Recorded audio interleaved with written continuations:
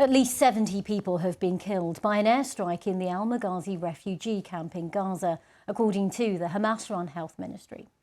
Body bags have been piling outside the Al-Aqsa hospital, where many of the victims were taken. Israel says it's investigating the incident. It comes amid scaled-back Christmas celebrations in Bethlehem and across the occupied West Bank. Let's take a look at some live pictures this morning. We're showing you now the scene in southern Israel, on the border with Israel, looking out to Gaza. Our correspondent Joe Winwood has been monitoring the latest developments. For the people of Gaza, there is no respite. This was once a residential block, reduced to rubble. Multiple generations of families are said to have been killed, seemingly caught unawares. We were having dinner when suddenly the bombing started without any warning. In an instant, our house collapsed. The victims were taken to the nearby Al-Aqsa hospital.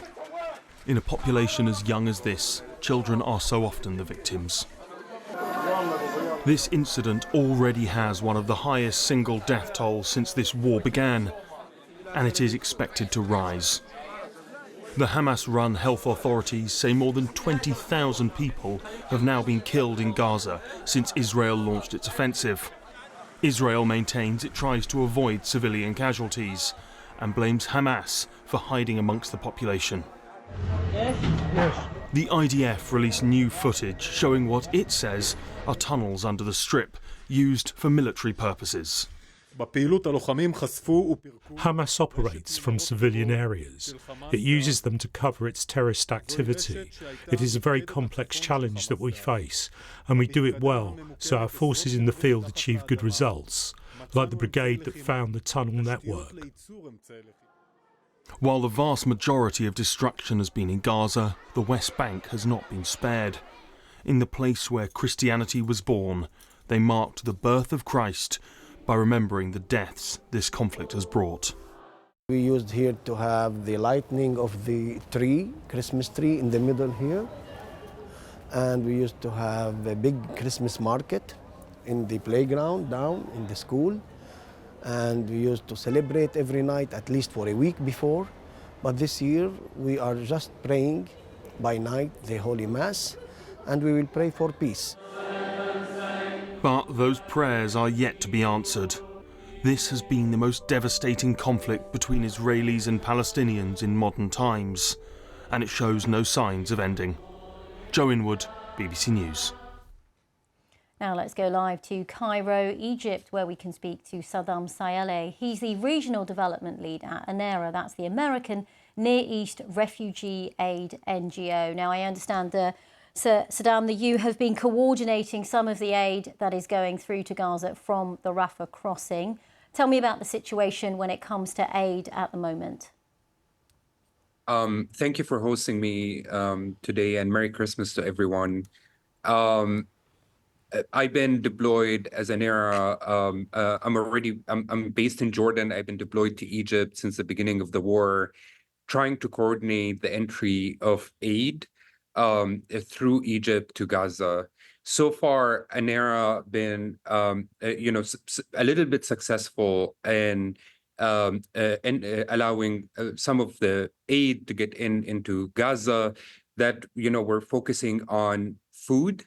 So far, ANERA been able to distribute over 8 million food parcels, vegetables, baskets, doing shelters cleaning. We were able to do over 1 million medical treatment for the health facilities inside Gaza, with 5 pop-up health clinics and winterization inside Gaza. As you know, we're looking inside Gaza. The situation is very dire. We're looking at 9 out of 10 people who are eating less than 1 meal a day, and this is a testament, by the World Food Program and the Integrated Food Security classification that was activated just recently. That is ringing the alarm that we're looking into a famine in Gaza. We're looking at 85% of Gaza that is being displaced. We're looking at 1.9 million people out of their homes. And Saddam, how much relief has this UN resolution, the Security Council's vote last week, made, if anything, in terms of a difference to the aid that's getting through? Unfortunately, since the very beginning of the war, and this is a reality, humanitarian aid is not enough. The amount of trucks that are going inside Gaza are not enough. On normal day, before the war, we were looking at minimum 500 trucks going inside Gaza. Today, we're looking at less than 100 trucks going inside Gaza, and we're looking into a catastrophe because the displacement, the need is massive. Children are reported who have dehydration, they're not eating. The World Food Program are saying 9 out of 10 people are eating less than 1 meal a day. So that is a testament that the aid that is going in is not enough, and we need more of that, and we need more humanitarian aid to be allowed in. There are many organizations like ANERA who have great responses at the very beginning of the war because of the humanitarian situation inside Gaza that we need to support and push for more humanitarian aid to get inside Gaza. And Saddam, is there anything more your contacts and on the ground can tell us about this airstrike today at the Al-Maghazi refugee camp? We're hearing that at least 70 people have been killed there.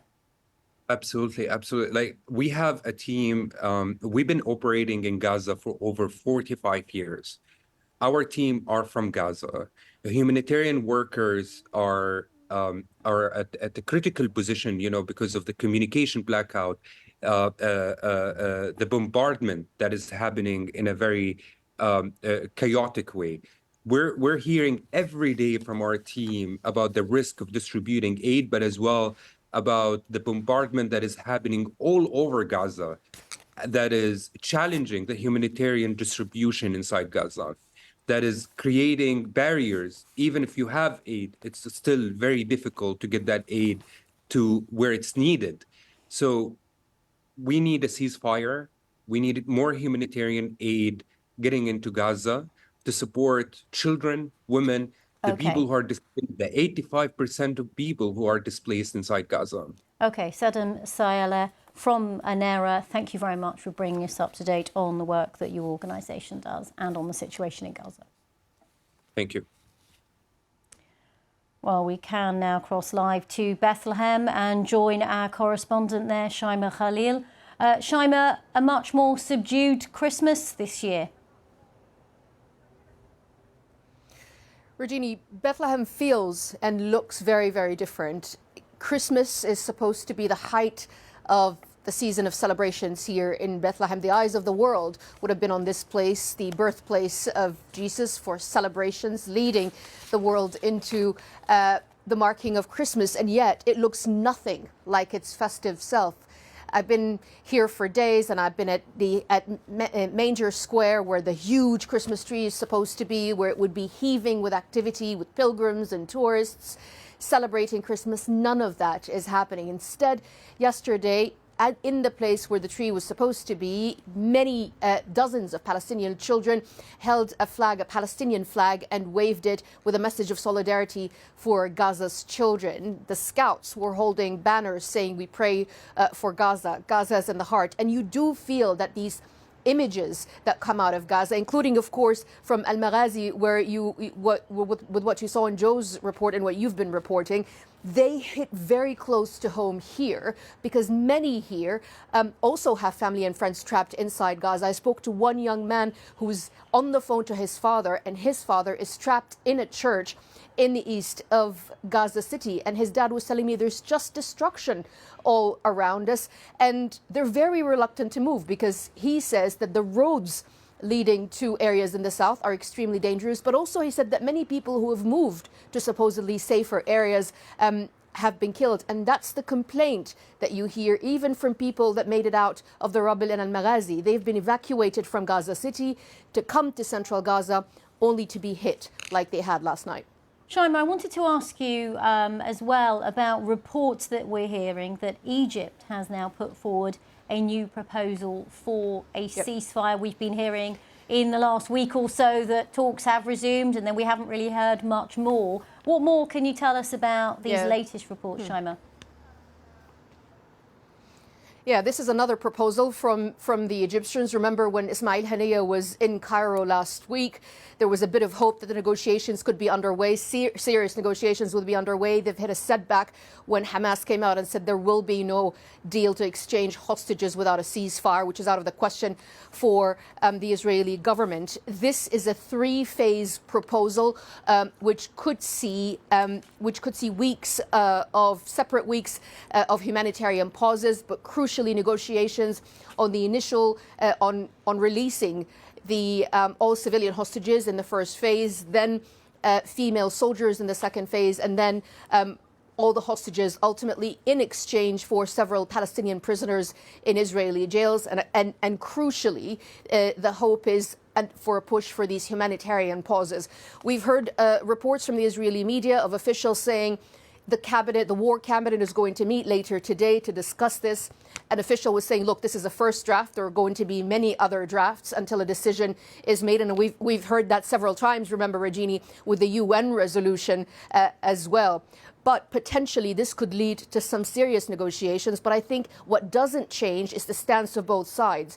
Remember, Israel has suffered one of its biggest losses, soldier losses, in the last 48 hours.